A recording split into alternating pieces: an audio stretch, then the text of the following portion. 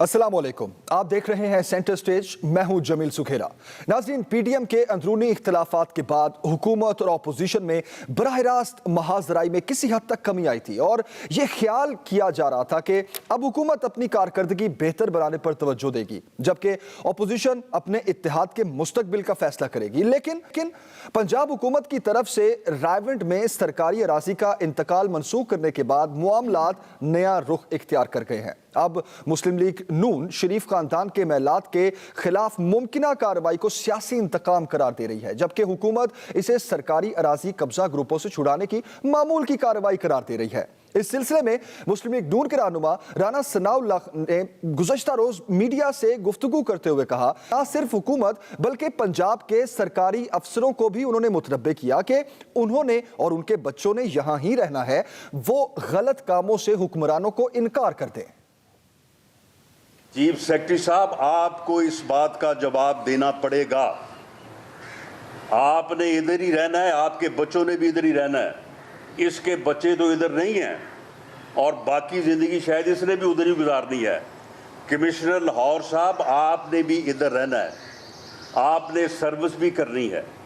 इसलिए आपको ये चाहिए था कि आप इस गैर कानूनी अमल के आगे दीवार बनते और इसे बजा लाने से इनकार करते। Senior member board of revenue और senior member board of revenue SMBR जो है, यानी ये हाउ इट इज़ पॉसिबल, ये कैसे मुमकिन है कि आप 60 साल पीछे जाएं और जाके जो है फिर कहें कि जी उस फाइल में से एक कागज़ जो है वो मिल नहीं रहा, तो लिहाजा जनाब ये जो है वो अलॉटमेंट जो है वो मनसूख कर दी जाए।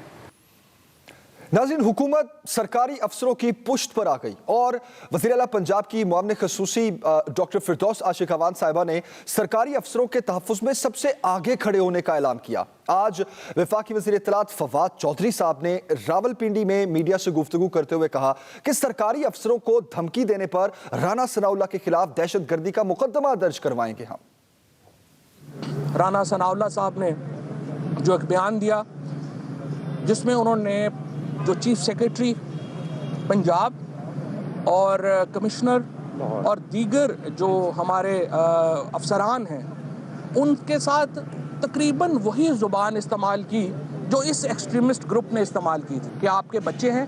ये ज़ुबान जो राना सनाउल्लाह ने कल इस्तेमाल की, ये इससे पहले अल्ताफ़ हुसैन ने इस्तेमाल की थी, इसके बाद ये जो मजहबी तंजीम है इन्होंने इस्तेमाल की थी। आपने दोनों को देख लिया है कि वो इस वक्त कहाँ पे है। और आज मैं ये भी बताना चाहता हूँ कि हमने ये फ़ैसला किया है कि राना सनाउल्लाह के ख़िलाफ़ इस जो उन्होंने गुफ्तगू की है उसके ऊपर टेररिज्म का और मुतल्लिका कवानीन का पर्चा होगा, उनके ख़िलाफ़ कार्रवाई की जाएगी। किसी शख्स को ये इजाज़त नहीं दी जा सकती कि वो हमारे सरकारी अफसरान के बीवी बच्चों को धमकियाँ दे, वो उनको ये कहे कि हम आपने भी यहाँ रहना है, हमने भी यहाँ रहना है, चाहे वो राना सनाउल्लाह हो, चाहे कोई और बच्चा बलूंगड़ा हो PMLN का। राना सनाउल्लाह साहब ने हुकूमत के ऐलान को इंतकामी कार्रवाई करार दिया और कहा कि वो अपने खिलाफ मुकदमे का सामना करेंगे। सवाल यह है कि क्या हुकूमत का राना सनाउल्लाह के खिलाफ मुकदमे का ऐलान इंतकामी कार्रवाई है? क्या सरकारी अफसरों को धमकियां लगाकर सरकारी अमूर की इंजामदही से रोकने की कोशिश करना, क्या ये दुरुस्त अमल है? इस पर आज के प्रोग्राम में बात होगी। एक और अहम मामला जो हुकूमत को दरपेश है वो है जहांगीर तरीन साहब के खिलाफ मुकदमात का। जब से FIA में उनके खिलाफ मुकदमात दर्ज हुए, उन्होंने ताकत का मुजाहरा करना शुरू कर दिया है। आज वो फिर अरकान असम्बली के अदालत गए। मीडिया से गुफ्तगू में राजा रियाज और इसहाक खाकवानी ने हुकूमत को खबरदार किया है कि बात को आगे ना बढ़ाएं, वरना वो 5-6 रोज में किसी अहम फैसले पर मजबूर होंगे। रियासत मदीना में तरीक़े इंसाफ के 40 के करीब मेंबरान ये मुतालबा कर रहे हैं, इंसाफ मांग रहे हैं। किससे रहे सर? वज़ीर आज़म पाकिस्तान इमरान खान से आप इस बात को और आगे ना बढ़ाएं। हम अभी तक बड़ा सोच समझ के बड़े आराम के साथ तरीक़े इंसाफ के परचम के नीचे खड़े हैं, लेकिन इस पर अगर इसी तरह रवैया रखा गया, कुछ दोस्तों के कहने पे आपने इसी तरह रवैया रखा, तो फिर हम भी मजबूर होंगे, फिर हम भी कोई कदम उठा सकते हैं। नहीं तो इसके बाद हम अपने आइंदा का अमल इंशाल्लाह जल्द ऐलान करेंगे। आज आप हजरात को और सबको पता है ना इंसाफ है ना ईमानदारी है। इसके बारे में हम चंद दिन में हमारे पर जो भी झूठे इल्ज़ाम लगाए गए हैं हम इसका जवाब देंगे और इंशाअल्लाह सिर्फ चंद दिन दे दें और उसके बाद लाएमल आपके सामने आ जाएगा। विद इन 5-6 डेज की बात कर रहा हूँ मैं, ज़्यादा बात जी सब चीज़ आएगी साथ। नाज़रीन, सवाल यह है कि जहांगीर तरीन अपने इर्द गिर्द अरकान असम्बली को जमा करके हुकूमत को क्या पैगाम देना चाह रहे हैं? वज़ीर आज़म क्यों जहांगीर तरीन या उनके साथियों को मुलाकात का वक्त नहीं दे रहे, जबकि वो मुलाकात पर रजामंदी का इंदिया भी दे चुके हैं? क्या वज़ीर आज़म को जहांगीर तरीन के साथी अरकान से मिलना चाहिए? जहांगीर तरीन का अगला प्लान क्या होगा? उनके साथी अरकान आगे क्या इकदाम करने जा रहे हैं? इस पर भी बात होगी। और एक अहम खबर भी है कि आज नए वफाकी वज़ीर ख़ज़ाना शौकत तरीन ने ओहदे का हल्फ उठा लिया है। क्या वो महंगाई को कंट्रोल कर पाएंगे? इस पर भी हम प्रोग्राम के आखिर में बात करेंगे। मेहमानों का तारुफ आपसे करवा देता हूं। हुमायूं अख्तर साहब ने हमें ज्वाइन किया है, तहरीक इंसाफ से आपका ताल्लुक है। अली गौहर बलोच साहब हमारे साथ हैं, मुस्लिम लीग नून से आपका ताल्लुक है। और बैरिस्टर आमिर हसन साहब लाहौर स्टूडियोज में हमारे साथ मौजूद हैं, पीपल्स पार्टी से आपका ताल्लुक है। तमाम तीनों मेहमानों का बहुत शुक्रिया। मैं हुमायूं अख्तर साहब आपसे स्टार्ट करूंगा। राना सनाउल्लाह साहब ये कह रहे हैं कि हुकूमत इंतकामी कार्रवाई कर रही है अब, तो क्या हुकूमत राना सनाउल्लाह साहब के खिलाफ इंतकामी कार्रवाई कर रही है? देखिए जी धमकियां देना, सितंबर में धमकियां शुरू हुई फौज को और फौज के सरबराहों को बाय नेम और पाकिस्तान के हसास तरीन इदारों को और उसके सरबराहों को बाय नेम, और आज 6-7 महीने बाद हम धमकियां का रुख देख रहे हैं कि पाकिस्तान की सीनियर ब्यूरोक्रेसी की तरफ ये धमकियां दी जा रही हैं। अदालती कार्रवाई में आई थिंक PMLN के लीडरान अदालतों से रजू कर चुके हैं इस मामले में और अदालतों को इसका फैसला कर लेने दीजिए। ये पाकिस्तान में जो थोड़ी बहुत सेम्बलेंस ऑफ नॉर्मलसी रह गई है इनके इदारों में, उसको कायम रहने दीजिए।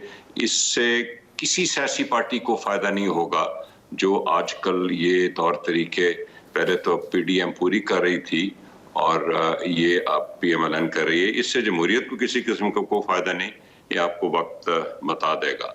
ऑब्वियसली जैसे चौधरी फवाद ने कहा है कि अगर कोई गैर कानूनी बयान दिया है राना सनाउल्लाह ने, तो उनके खिलाफ हुकूमत कार्रवाई करेगी। इसको इस तरह तो नहीं छोड़ा जा सकता। सही, हुमायूं साहब आपका पॉइंट ऑफ व्यू आ गया। अली गौहर साहब आपकी तरफ आऊंगा मैं। अब मुस्लिम लीग नून ऐसा क्यों समझती है कि सरकारी अफसरान ने शरीफ खानदान की जो अराजी का इंतकाल है वो हुकूमत के कहने पर कर रही है? सब बिस्मिल्लाहिर्रहमानिर्रहीम। देखिए सुखैरा साहब, एक तो आपकी आवाज़ क्लियर नहीं आ रही, लेकिन कुछ मुझे समझ आई है और मैं ये गुजारिश करूंगा कि आप देख लें कि जिस तरह से शब खून मारा गया और जिस तरह से कि बताया गया है कि ये अलॉटमेंट इसका 60 साल पहले का एक पेपर नहीं मिला, जिसकी वजह से उनका जो है इंतकाल जो है वो खारिज कर दिया गया। मेरा ख्याल है कि इससे बड़ी और जो है इंतजामिया की इंतजामी दहशतगर्दी इससे बड़ी क्या हो सकती है। और एक फरीक को ना कोई नोटिस जारी किया गया, ना उनका मौक़िफ़ सुना गया और एक तरफा तौर पर उनका इंतकाल खारिज करके और अपने मज़मूम इरादों की तकमील के लिए इन्होंने, आपने देखा कि कंटेनर खड़े कर दिए और जब वहाँ पर कारकुनान इकट्ठे हुए तो फिर उन कंटेनर को हटाया गया। हम इस चीज़ के लिए आपको पता है कि अदालत में भी जा चुके हैं और अदालत ने स्टे ऑर्डर भी दे दिया है। लेकिन पहले भी आपने देखा कि मियां नवाज शरीफ साहब के करीबी साथियों के खिलाफ इंतकामी कार्रवाइयां भरपूर तरीके के साथ जारी हैं। खोखर बरादरान के घरों के ऊपर भी बुलडोजर चलाए गए और क्रेनों से गिराया गया और उसके बाद अदालत ने उनको पहले भी स्टे ऑर्डर दिया था और बाद में भी हुकूमत के इकदाम को गैर कानूनी करार देकर उसको रोका। और आपने देखा ये वही तसलसल है जिस तरह से कि आपने डस्का के इलेक्शन में देखा कि हुकूमती मशीनरी चाहे वो वफाक की थी या सूबों की थी, उनका बेदरेग इस्तेमाल एक कठपुतली हुकूमत जो है वो अपनी फेवर में इस्तेमाल करती है اور تمام قانون اور آئین کی دھجیاں اڑا دیتی ہے, اور اس چیز کا certificate supreme court of Pakistan نے, اور آپ نے دیکھا کہ الیکشن کمیشن نے بھی چیف منسٹر اور پرائم منسٹر کے ہاتھ میں پکڑایا کہ بھائی آپ سرٹیفائیڈ ووٹ چور ہیں اور آپ نے ریاستی وسائل کا غلط استعمال کیا ہے. آج اس حکومت کی ڈائریکشن ٹھیک نہیں ہے, ڈائریکشن لیس گورنمنٹ ہے, اور آج یہ اپنی کارکردگی کی طرف دھیان دینے کی بجائے یہ انتقامی کارروائیوں میں مصروف ہے. یہی وجہ ہے کہ انہوں نے پاکستان کی معیشت کو ایک تباہی کے دہانے کے اوپر پہنچا دیا ہے. ٹھیک ہو گیا جی. صرف اور صرف جو فوکس ہے وہ مسلم لیگ نون اور اپوزیشن پارٹیز کو ٹارگٹ کرنا اور ان کے خلاف بوچھے کنڈے استعمال کرنا اور ان کے خلاف انتقامی کارروائیاں کرنا ہے. لیکن ٹھیک ہے علی صاحب, آپ کا علی گوھر صاحب پوائنٹ آف ویو آ گیا. آپ یہ کہہ رہے ہیں کہ اپنی کارکردگی کی طرف توجہ دینے کی بجائے حکومت اس طرح کی انتقامی کارروائیاں کر رہی ہے. عامر صاحب, آپ کے خیال میں رانا ثناء اللہ صاحب کا جو بیان ہے وہ واقعی دھمکی کے زمرے میں آتا ہے؟ بہت شکریہ جی. دیکھیں اگر رانا ثناء اللہ صاحب کا بیان دھمکیاں ہیں اور انہوں نے کہا کہ ایسی دھمکیاں الطاف ذہن دیتے تھے یا کوئی کالعدم تنظیموں کے سربراہ دیتے تھے, تو اگر آپ کے پاس ریکارڈ ہوگا تو سب سے زیادہ ایسی دھمکیاں عمران خان نے کنٹینر سے دی تھی. انہوں نے سرکاری ملازمین کو لٹکانے کا, میں تمہیں مار دوں گا, اپنے کارکنوں کو کہتے تھے کہ اسے الٹا لٹکا دو, اسے پکڑ لو, اسے جانے نہ دو, اسے چھوڑ دو. دیکھیں کیا یہ پاکستان اس چیز کا متعمل ہے؟ اگر کوئی کارروائی ہے, اگر کوئی غیر قانونی الاٹمنٹ ہوئی ہے یا کسی کی زمین غیر قانونی ہے تو اس کا ایک طریقہ کار ہے. اس میں وفاقی حکومت کے وزیر اطلاعات کا کیا کام ہے کہ وہ بیان بازی دے, وزیر اعلیٰ پنجاب کا کیا کام ہے, ویسے تو وہ بولتے نہیں ہیں, گمسم ہی رہتے ہیں, وہ بھی آگے ہیں. یہ بیانات دینے کی ضرورت کیا ہے؟ انتظامی مسئلہ ہے, انہیں کرنے دیں, اور اگر ان کے لیے کوئی مسئلہ ہوگا تو یہ عدلیہ سے جا کے ریلیف لے لیں گے. لیکن اسے مسئلہ بنا کے پیش کرنا, کیونکہ ان کا ایک مائنڈ سیٹ ہے, کیونکہ پرفارمنس زیرو ہے. گورنمنٹ بالکل 3 سال کے اندر ملک کا بیڑا غرق کر کے رکھ دیا, معاشرے کے فیبرک کو انہوں نے ادھیڑ کے رکھ دیا ہے. اب ان کے پاس حل کوئی نہیں ہے. اب یہ کیا کرتے ہیں, مار دو, وہ چور, وہ ڈاکو, اسے پکڑ لو, تاکہ توجہ سارے آج دیکھیں نا آپ کا مین پروگرام جو ہے وہ اس مسئلے کے اوپر ہے. کیا یہ ملک کا مسئلہ ہے؟ ملک کا مسئلہ یہ ہے جناب کہ لاہور میں آپ کو بنیادی چیزیں نہیں میسر ہیں. آپ کو آج میں چینی لینے کے لیے گیا ہوں, 120 روپے پہ بھی کلو چینی نہیں مل رہی اور سفارشوں پہ مل رہی ہے. باقی بنیادی چیزیں, سبزیوں کے حالات دیکھیں, مہنگائی کے حالات دیکھیں. ایک تنظیم نے پورے لاہور کو ایک طرف سے بند کیا ہے, انٹرنیٹ سروسز بند ہے. حکومت کی اس کی طرف کوئی توجہ ہے؟ وزیر اطلاعات کو اس پہ گفتگو کرنی چاہیے, وزراء کو اس پہ گفتگو کرنی چاہیے. یہ کیا بات ہے کہ آپ آئیں اور اپوزیشن کے لوگوں کو گیدڑ بپکیاں دینا شروع کر دیں؟ کیا یہ اسے تبدیلی کہتے ہیں؟ میں آپ کو ایک بات کہنا چاہوں گا سکھیرا صاحب, یہ جو تبدیلی کا ہم نے سنا تھا, اور یہ 6ٹھی دفعہ کیبنٹ چینج ہوئی ہے, اور 6ٹھی دفعہ کیبنٹ چینج میں 4تھی دفعہ وزیر خزانہ تبدیل ہوا ہے. تو میں انہیں ایک مشورہ دوں گا, اگر کوئی تبدیل کرنا ہے تو تبدیلی کا جو کیڑا ہے اسے ماریں, اسے تلف کریں, وہ خرابی کی جڑ ہے. اور وہ بیٹھا ہے بنی گالہ میں ایوان وزیر اعظم میں, اسے نکال لیں, اس نے پیڑا کرک کیا. میں اس کا جواب لیتے ہیں جی ہمایوں صاحب سے. ہمایوں صاحب, اب جس طرح عامر بھائی بھی کہہ رہے ہیں, عمران خان صاحب بھی اس طرح کے بیانات دیتے رہے ہیں, اس طرح کی دھمکیاں خاص طور پر دھرنوں کے دنوں میں, تو وہ بھی سرکاری ملازمین کو دھمکیاں دیتے رہے ہیں ماضی میں, تو ان بیانات کا کیا ہوگا پھر؟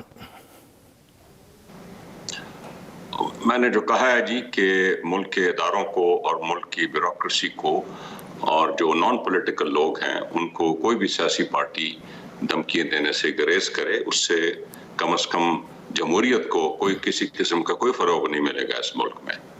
So I stick to that position.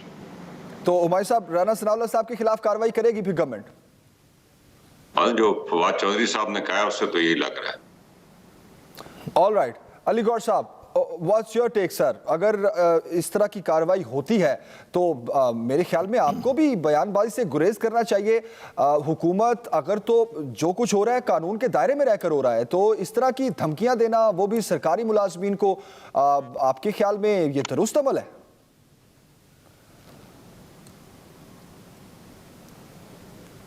علی گوھر صاحب. مجھ سے پوچھ رہے ہیں جی علی صاحب. مجھ سے پوچھ رہے ہیں जी जी बिल्कुल, अली साहब आपसे पूछा है। जी मैं ये गुजारिश करूंगा कि हम बिल्कुल धमकियां नहीं दे रहे, लेकिन हमारा मौकफ जो है, हमारे मौकफ की तईद तो सुप्रीम कोर्ट ऑफ पाकिस्तान ने की। आपको पता है कि ये उस पार्टी की नुमाइंदगी करते हैं। अगर आप धमकियों को लेते हैं तो जो जुबान इमरान खान न्यादी ने कंटेनर के ऊपर खड़े होकर, आपको पता है, रियासती इदारों और रियासती इदारों के सरबराहों के बारे में इस्तेमाल की, उसकी पाकिस्तान की तारीख में कहीं मिसाल नहीं मिलती। और हम भी आज इंतजामिया के उन लोगों को ये गुजारिश करते हैं कि जो इस कठमुतली हुकूमत के हाथों अच्छी पोस्टिंग लेने के लिए उस लालच में या इनके डर और खौफ से यरगमाल बने हुए हैं, उनको चाहिए कि वो कानून और आइन की पासदारी करें और इनके कहने के पर वो गैर कानूनी इकदाम ना करें जिसके लिए कल को खुद उनको अपनी रास्ते से कांटे चुनने पड़े। आज जो भी राना सनाउल्लाह साहब ने कहा, उनका मौकफ बिल्कुल दुरुस्त था। चीफ सेक्रेटरी और इनका रेवेन्यू का स्टाफ जो है वो इस चीज में मुलव्वस है जो इन्होंने गैर कानूनी कदम उठाया है, और इन्होंने एक कठपुतली प्राइम मिनिस्टर और इस चीफ मिनिस्टर के कहने पर उठाया। आज नहीं, लेकिन अली गौहर साहब आप कैसे कह सकते हैं कि ये गैर कानूनी इकदाम उठाए जा रहे हैं? फिरदौस आशिक अवान साहबा तकरीर कर रही थी, लेकिन मैं ये गुजारिश करूंगा कि इनका तो अपना भी किबला दुरुस्त नहीं, इनको खुद नहीं पता कि इन्होंने अगली बार किस पार्टी से इलेक्शन कॉन्टेस्ट करता है।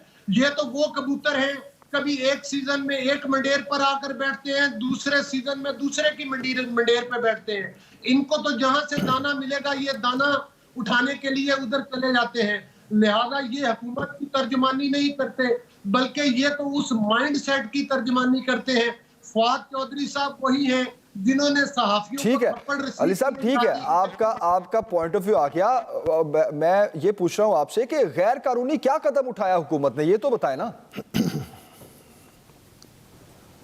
देखिए, कोई भी गैर कानूनी जो है वो कदम जो है वो जो इन्होंने उठाया है उसका क्या उठाया, गैर कानूनी कदम क्या उठाया सर, यही तो पूछ रहा हूं मैं आपसे। कि अवाम की अदालत में भी उसको लेकर जाएंगे, और इनका गैर कानूनी इकदाम ये है कि इन्होंने यकतरफा तौर पर एक इतने साल पुराने इंतकाल और रजिस्ट्री को खारिज किया। ये सबसे बड़ा गैर कानूनी कदम है और हमारा मौकफ तक नहीं लिया।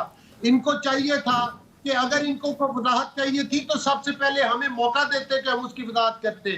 और आज इतनी पुरानी मलकियत को एक झटके में कैसे खारिज कर सकते हैं? इमरान खान न्यादी वो प्राइम मिनिस्टर है जिसने अपना गैर कानूनी घर रेगुलराइज करवाया, और इस्लामाबाद में आपको पता है कि लोगों के घरों के ऊपर इसने। अली गौहर साहब, आपका पॉइंट ऑफ व्यू आ गया सर। आप जो कह रहे हैं गैर कानूनी इकदाम है, आपने अदालत का जब रुख किया तो अदालत से आपको रिलीफ मिला है, आपको स्टे ऑर्डर मिला है, और इस तरह की जितनी भी कार्रवाइयां हैं वो कानून के दायरे में रह के होती हैं। तो अगर आप ये कहें कि हुकूमत गैर कानूनी इकदाम उठा रही है तो ये तो गलत बात है। एक ब्रेक लेते हैं, ब्रेक के बाद वापस आते हैं और यहीं से कंटिन्यू करेंगे। हमारे साथ रहिए।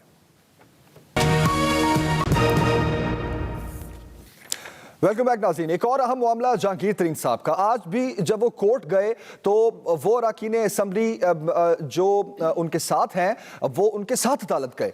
और मैं हुमायूं अख्तर साहब आपसे ये पूछना चाहूँगा कि पहले भी हेयरिंग्स पे जब जहांगीर तरीन साहब जाते हैं तो यही अरकान असेंबली उनके साथ जाते हैं, यही सिटिंग MNA MPAs हैं, और उसके बाद वो बाहर आके मीडिया से बात भी करते हैं। जैसे आज राजा रियाज साहब ने और खाकवानी साहब ने मीडिया से बात करते हुए ये कहा कि बस कर दे अब हुकूमत ये जो कार्रवाइयां कर रहे हैं, मतलब तहरीके इंसाफ से अपने लोग ही इंसाफ मांग रहे हैं। तो सर सवाल मेरा ये है कि इन अरकान असेंबली को जहांगीर तरीन साहब अपने इर्द गिर्द जमा करके हुकूमत को क्या पैगाम देना चाह रहे हैं? देखिए जी, मैं बुनियादी तौर पे ये जो तरीक़ाकार है इसके खिलाफ हूँ। मैंने जब से ये हुकूमत नहीं आई है PTI की 2018 अगस्त से, तो मैंने तो हमेशा कहा है कि PMLN और पीपल पार्टी की जो सियासत है वो उनके जो लीडरान, टॉप लेवल के लीडरान हैं, और उनके खिलाफ जो सुप्रीम कोर्ट के बेंचेस और JITs के नतीजे में केसेस बने, और उनसे बचने की सियासत की जा रही है। और उनसे बचने के लिए थ्रू आउट 2.5-3 साल सियासी दबाव डाला गया है, बशमूल ये जो अभी आखिरी PDM के सितंबर से जो मुहिम शुरू हुई थी। मैं इन चीज़ों के खिलाफ हूँ। बिल आखिर आपने देखा कि PMLN के नवाज शरीफ साहब को मरियम नवाज को, शहबाज शरीफ को, हमजा शहबाज को अदालतों से ही रिलीफ मिली है। रिलीफ पाकिस्तान की अदालतें देंगी। अब आप पीटीआई की मिसाल ले लें, अलीम खान साहब ने एक प्रेस कॉन्फ्रेंस भी की है। अलीम खान साहब कारोबारी आदमी हैं, उनके खिलाफ कुछ केसेस थे, उनको जेल में भी जाना पड़ा और 3 महीने बाद उनको बेल मिली, लेकिन वो पार्टी के खिलाफ इस तरह के उन्होंने हथकंडे नहीं इस्तेमाल किए। मैं अभी भी यही मुनासिब समझूंगा कि हमारे जो साथी हैं पीटीआई के, अदालतों पे यकीन रखें और अदालतों से रिलीफ हासिल करें, और ये जो सियासी तरीके हैं ये ना उनको फायदा देंगे ना ये पीटीआई को फायदा दे रहे हैं। पीटीआई तो चले बड़ी पार्टी है, लेकिन इनको हरगिज लॉन्ग रन में फायदा नहीं देंगे, और ये अपने जो मसाइल हैं उनको अदालतों से ही रिलीफ लेने की कोशिश करें। सही।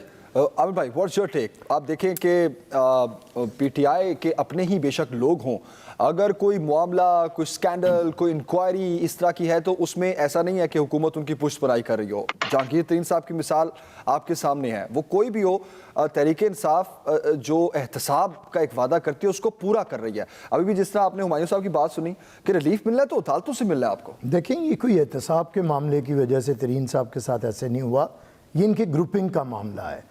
इमरान खान का एक तरीका कार है, इमरान खान ने अपने फ्रंट मैन रखे हैं, और ये उनका शुरू से, ये जो उनका आ जाता है ना उनका कोई फैमिली मेम्बर, उनका फैमिली मेम्बर है ही कोई नहीं। बेटे उनके नेशनल हैं, ब्रिटिश नेशनल हैं, पाकिस्तान से उनका कोई ताल्लुक़ नहीं, ना कभी आए ना गए और ना कोई ताल्लुक़ है। बाकी इमरान खान का कोई भी नहीं है, इमरान खान ने कभी किसी के साथ लगा के रखी नहीं। हाँ, उनके फ्रंट मैन हैं दोस्तों की सूरत में, उन्हें वो फॉरनर्स भी हैं तो उन्हें ला के इधर रखा हुआ है ऐवान वज़ीर आज़म के अंदर, और वो सारा इस वक्त पैसा कमा रहे हैं। अब इमरान खान कौन लोग हैं? देखें, जुल्फी बुखारी है, कहीं ना कहीं एहतसाब के जो मामले ख़ुसूसी हैं वो भी ये काम कर रहे हैं। पहले तरीन साहब भी करते रहे, हाँ जी, तरीन साहब ये काम करते रहे हैं। ये सारे इनके, मैं आपको एक वक्त पे बताऊंगा, आप खुद देखेंगे। नहीं, आपके ये सारा ग्रुपिंग की वजह से इतनी कार्रवाइयां कि आपको लग रहा है कि अब जहांगीर तरीन साहब के खिलाफ भी अब ये देखिए, असल में ना ये हुकूमत कोई सियासी लोगों की हुकूमत तो है नहीं, ये वॉर लॉर्ड्स हैं, समझ लें। इस तरह के इकट्ठे किए थे, कुछ मुतहारिब ग्रुप थे और वो इकट्ठे करके इन्होंने एक हुकूमत बनाई है। देखिए ना, तरीन साहब तो वो हैं जिनकी वजह से पीटीआई को इक़्तिदार मिला है। पंजाब के अंदर ये जो कुकू कोड़े को बिठाया हुआ है चीफ मिनिस्टर बना के, जो वैगन की सवारी थी और उन्हें जहाज। दूसरी बात यह है कि इतनी बदकिस्मती का कि ये जितने मामलात खुल रहे हैं इस वक्त, इसमें बदकिस्मती ये रही कि ये किसने साजिश की है पीडीएम को तोड़ने की, ये किसने साजिश की है लॉन्ग मार्च को रोकने की, ये किसने साजिश की है इस्तीफों को नथी करके पीडीएम को कमज़ोर करने की, ये किसने साजिश की है कि जो हमारी, जब मुझे सिर्फ कंप्लीट करने, जो हमारी जीत थी, हमने कौमी असम्बली के अंदर नंबर ला के दिखा दिए थे, और आज ये 30 के करीब अरकान असम्बली हैं मरकज़ में भी और पंजाब में भी। दोनों हुकूमतें टूटने का एक बहाव था सियासी तौर पे, जो पाकिस्तान पीपल्स पार्टी देख रही थी, और किसी ने उसमें रखना डाला, उसे रोका, उसे नुकसान पहुंचाया। कौन है वो आमिर भाई, कौन है वो, कौन कर रहा है साजिश? पीडीएम की जमातें हैं, इसमें बहुत सा कसूर पीएमएलएन का है और बहुत सी नाअहली सरबराह की है पीडीएम के कि उन्होंने इन चीज़ों को। और आज देखें, अगर हमारा फतूहात का वही सिलसिला जारी रहता जो हमने कौमी असम्बली में, सेनेट में हासिल किया, जो हमने जितने ज़िमनी इंतखाबात के अंदर हासिल किया, तो आप इस हुकूमत को जमहूरी तौर पे ख़त्म कर सकते थे, उसके खात्मे का वक्त था। लेकिन इन्होंने इत्तेहाद को नुकसान पहुंचा दिया। हमें समझ नहीं आती कि ये कौन सी दानिशमंदी थी। और एक बात याद रखें कि ये हुकूमत, आप ये कह रहे हैं कि मुस्लिम लीग नून उस साजिश का हिस्सा है? बिल्कुल, करने वालों में मुस्लिम लीग के नून के कुछ फैक्टर हैं जो कहीं से ऑपरेट होते हैं। अली गौर साहब हमारे भाई हैं, दोस्त हैं। असल में गुस्सा कुछ किसी बात का नहीं था, हमारा कोई इख्तलाफ नहीं था। सिर्फ जरदारी साहब ने इतनी जसारत कर ली कि मियाँ साहब को कह दिया कि मियाँ साहब आप वापस आ जाए। उन्होंने इसे इतना ज़ाती दुख का मामला बना लिया है, इसे अपनी तज़हीक समझी है। हालांकि हमारा कोई ये मामला नहीं था, हम मियाँ साहब की तज़हीक नहीं कर रहे थे। हम तो मियाँ साहब को कहते कि मियाँ साहब आप इतनी इनकलाबी गुफ्तगू फरमा रहे हैं तो आए तशरीफ लाएं, मिलकर इस हुकूमत का धड़न तख्ता करें। हमने कौमी असम्बली में अदम एतमाद एक तरह का ठीक हो गया था, ठीक हो गया, इसमें ये गुस्सा कर आमिर साहब। ओके, अली गौर साहब, एक तो इसका क्या जवाब देंगे आपके? आमिर भाई कह रहे हैं कि जो नून लीग है वो इस साजिश का हिस्सा है, پی ڈی ایم کو توڑنے کی؟ اور دوسرا میں چاہوں گا رسپونڈ کیجیے گا جہانگیر ترین صاحب کے معاملے میں، جس طرح عامر صاحب کہہ رہے ہیں کہ گروپنگ کا شکار ہیں وہ، تو کیا آپ کو بھی ایسا ہی لگتا ہے؟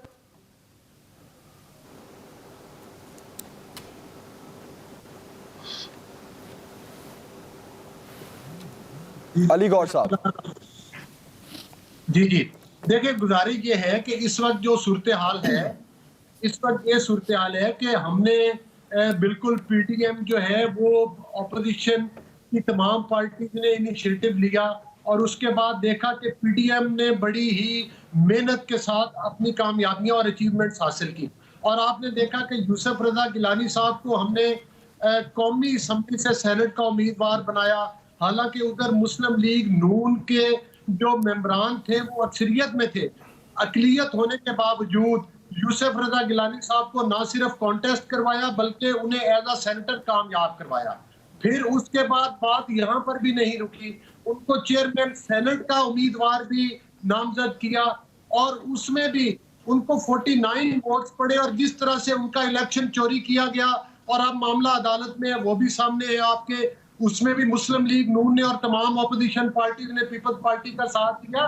اصل صورتحال یہ ہے کہ کسی کے اشارے کے اوپر انہوں نے اپوزیشن حکومتی پارٹی کے ووٹ لے کر، اسٹیبلشمنٹ کے ووٹ لے کر، اس کے خلاف پی ٹی ایم کا سٹینڈ ہے جو ہماری، جن کے ساتھ اصل ہماری، میں سمجھتا ہوں کہ ہماری منزل جو ہے کہ وہ قانون اور آئین کی حکمرانی ہے، اس کے لیے آپ نے اسٹیبلشمنٹ کے دوستوں کا ووٹ لے کر اور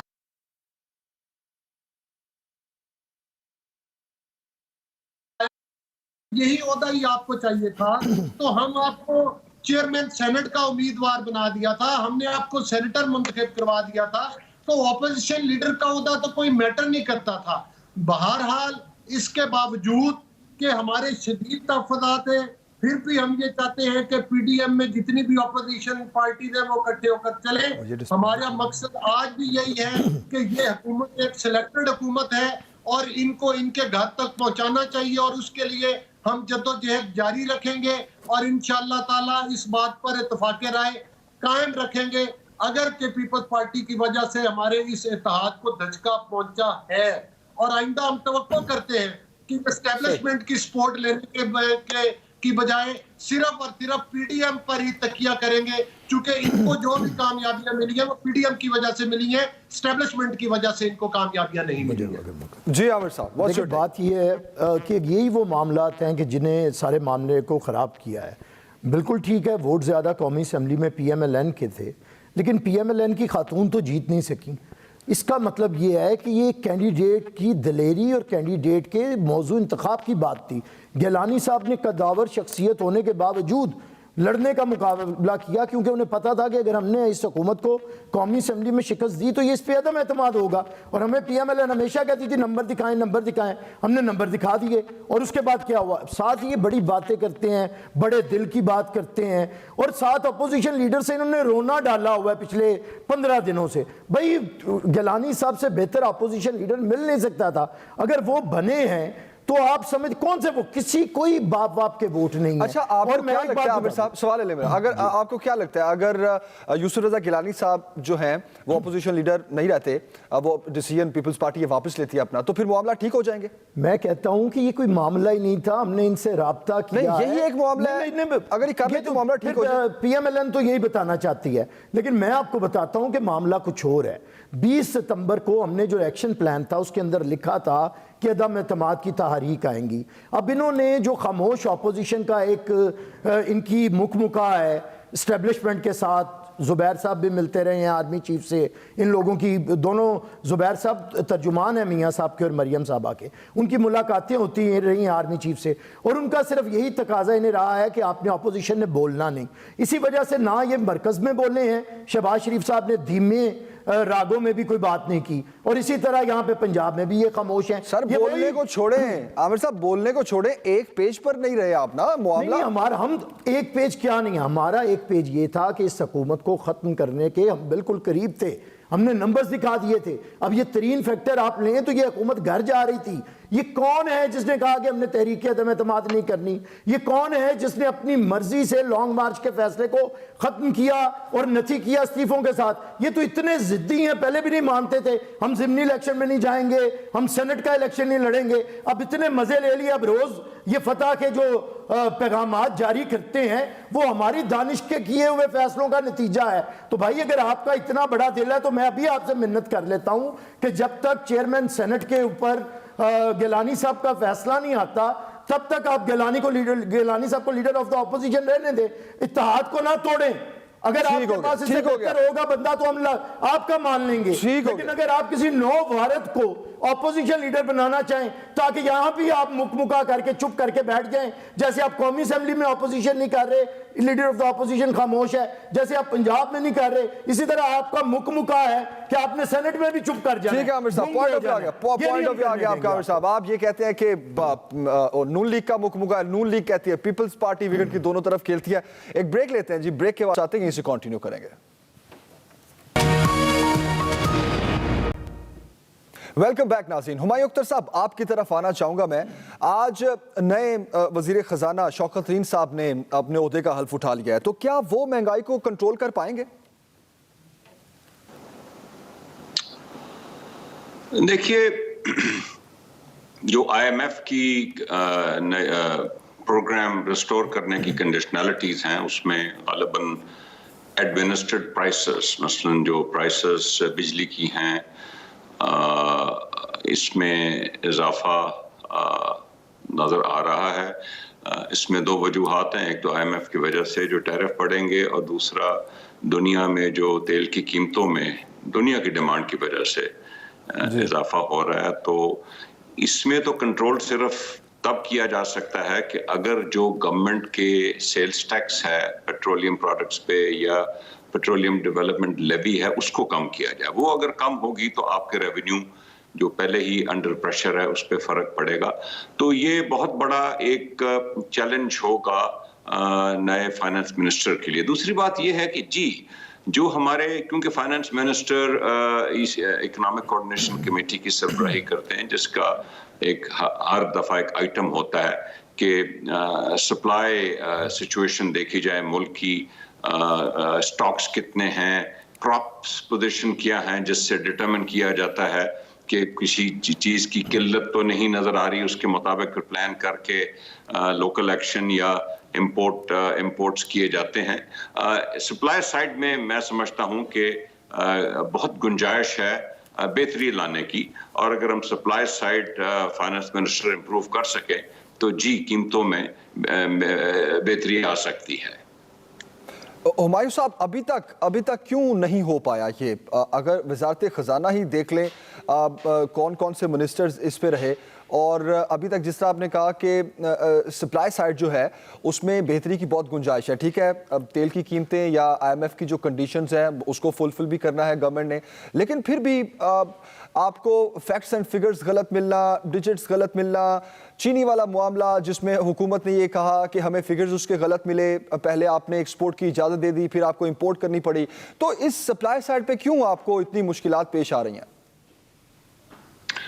میں مختصر بات سپلائی سائڈ کی کروں. میں سمجھتا ہوں کہ جو کموڈٹیز ہیں ان کو دیکھنا ہی ہمیں سپلائی سائڈ کے اینگل سے چاہیے کہ کتنی کموڈٹی ملک میں موجود ہے, چاہے وہ آٹا ہو یا گندم ہو یا چینی ہو یا آئل ہو, اس کے مطابق ہمیں آگے فیصلے کرنے چاہیے.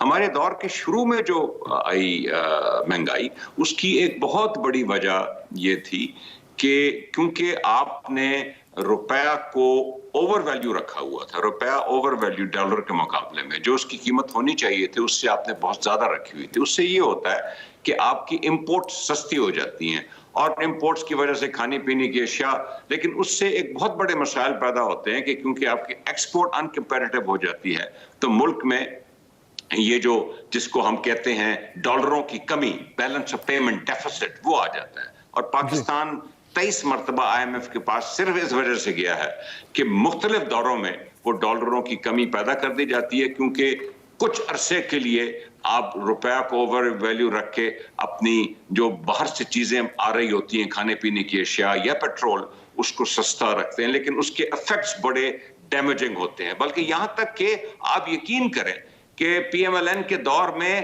اربوں ڈالر مارکیٹ میں جھونکے گئے کہ ہم روپیہ کو مضبوط رکھ سکیں. اور جب آئی ایم ایف آتی ہے تو آئی ایم ایف کی پہلی کنڈیشن یہ ہوتی ہے کہ روپے کی جو صحیح قیمت ہے جس پہ ہونا چاہیے اس پہ لایا جائے. اور آپ نے دیکھا کہ روپیہ کو وہ گر کے 165 تک گیا، اب تو امپروو کر کے 155 تک یا اس سے بھی بہتر ہو چکا ہے. اس سے بہت زیادہ مہنگائی پیدا ہوتی ہے، اس سے کھانے پینے کی اشیاء مہنگی ہوتی ہیں، اس سے پیٹرول مہنگا ہوتا ہے، اس سے بجلی مہنگی ہوتی ہے. تو شروع ہمارا زیادہ جو مہنگائی کی وجہ تھی وہ یہ وجہ تھی. صحیح. اچھا ہمایوں صاحب، ایک سوال میں اور بھی آپ سے پوچھنا چاہوں گا. آپ نے جس طرح بھی ذکر کیا ایکسپورٹس کا، وزیراعظم صاحب نے خود بھی پہلے 1-2 سالوں میں ایکسپورٹس پر بہت توجہ دی کہ ہمیں امپورٹس کو کم ایکسپورٹس کو زیادہ کرنا چاہیے. یہی بات نون لیگ کی کہ فیک طریقے سے ڈالرز کو جھونکا گیا مارکیٹ میں. ٹھیک ہے، یہ ساری چیزیں. لیکن سر سوال میرا یہ ہے، آپ نے کموڈیٹیز کی بات کی، آپ کو نہیں لگتا کہ زراعت کے شعبے پر توجہ دینے کی بھی ضرورت ہے؟ آپ یہ دیکھیں کہ خاص طور پر جب ہم گنے کی بات کرتے ہیں تو کپاس کی یا ہم بات کرتے ہیں جس میں ہم خود کفیل ہیں، جو ابھی ہمیں امپورٹ کرنی پڑ رہی ہے کبھی بھارت سے کبھی کسی ملک سے، تو ہمیں اس کا بھی ایک لائحہ عمل بنانا چاہیے. زراعت میں ایک بہت بڑی گنجائش ہے سٹڈیز کی اور امپلیمنٹیشن کی، کہ جہاں گنا نہیں ہوگا وہاں کپاس ہوگی، یا جہاں کپاس ہے وہاں گنا نہیں لگے گا. آف کورس گنے کو بہت زیادہ پانی چاہیے. تو یہ بات تو آپ کی ٹھیک، کموڈیٹیز کو دیکھنا ہے، لیکن آپ کے خیال میں اس طرف بھی کام نہیں کرنا چاہیے؟ دیکھیے ضرور کرنا چاہیے سخیرہ صاحب، لیکن میں گزارش کروں گا، اور میں یہ نہیں کہہ رہا کہ میں دوسروں پہ الزام لگا رہا ہوں یا میں کہہ رہا ہوں کہ دوسری حکومتوں میں بھی نہیں ہوا. پاکستان میں سالہ سال سے زراعت کے شعبے میں ہمیں کسی قسم کی کوئی پیش رفت نظر نہیں آئی.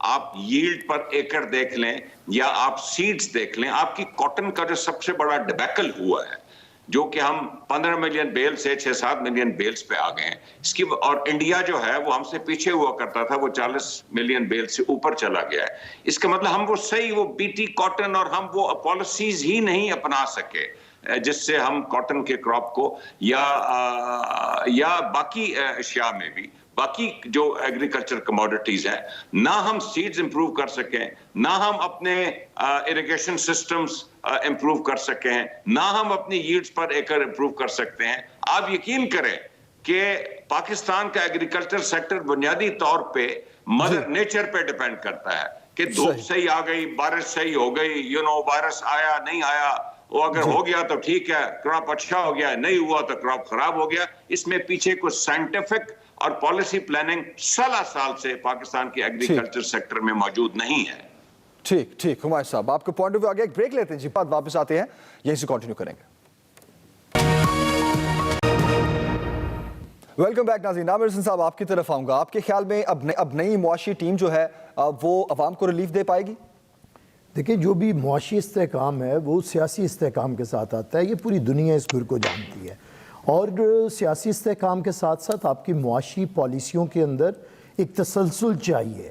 اچھا، اگر آپ رینٹا منسٹر کے ساتھ فائنانس منسٹری چلائیں گے، پہلے آپ کا ایک پوسٹر بوائے تھا، اسے آپ نے بتایا کہ یہ تو معیشت کا سکرات ہے، یہ آئے گا اور ملک بدل جائے گا، میرے پاس ٹیم ہی بڑی ترین ہے، معاشی پالیسیز تو میرے پاس ایسی ہیں کہ دنیا بھر سے لوگ نوکریاں کرنے ادھر آئیں گے اور ہم قرضے لوگوں کو دیں گے. یہ ساری تقریریں ہیں اور اس کے لیے انہوں نے 100 دن مانگے تھے. اب 3 سال گزرنے کے بعد آج ان کا یہ کیا جواب ہے؟ ان کے 4 انہوں نے وزیر خزانہ تبدیل کیے ہیں. اب پھر جو 5واں وزیر خزانہ لے کے آئے ہیں وہ بھی 6 مہینے کے لیے ہے، کیونکہ وزیر خزانہ کا وہ غیر منتخب ہے، 6 مہینے سے اوپر جا نہیں سکیں گے. اس کا مطلب ہے یہ بھی مستقل نہیں ہے. مطلب آپ یہ کہہ رہے ہیں جب تک سیاسی استحکام نہیں ہوگا تب تک معاشی استحکام بھی نہیں ہوگا. سیاسی استحکام کو یہ برباد کرتے ہیں اپنی بدزبانی سے، اور معاشی استحکام کا انہوں نے بیڑا غرق. آج پاکستان ابھی جو اتنے آپ نے سوالات کیے ہمایوں اختر صاحب سے، یہ صرف پیپلز پارٹی کے علاوہ ہمیشہ ہر حکومت کا حصہ رہے ہیں اور معاشی چیزوں کو سمجھتے بھی ہیں. یہ دیکھیں کہ اگر آپ اس طرح، آج پاکستان کی صورتحال یہ ہے کہ آپ نے زراعت کو پس پش کہنا بڑا ضروری. آج پاکستان کی اکانومی، بنگلہ دیش تو چھوڑیں، افغانستان سے جنگ زدہ ملک سے نیچے ہے. علی گوہر اور ابھی صاحب بھی باتیں کر رہی ہے علی گوہر صاحب یہ لاسٹ کامنٹ سر، بڑا کہا جاتا ہے کہ نون لیگ نے بڑا فیک طریقے سے مارکیٹ کو کیپچر کیا ہوا تھا، بڑے ڈالرز جھونکے گئے. اب اس بات کے علاوہ آپ کے خیال میں ابھی جو نئی پالیسیز ہیں حکومت کی ریلیف دے پائیں گی عوام کو؟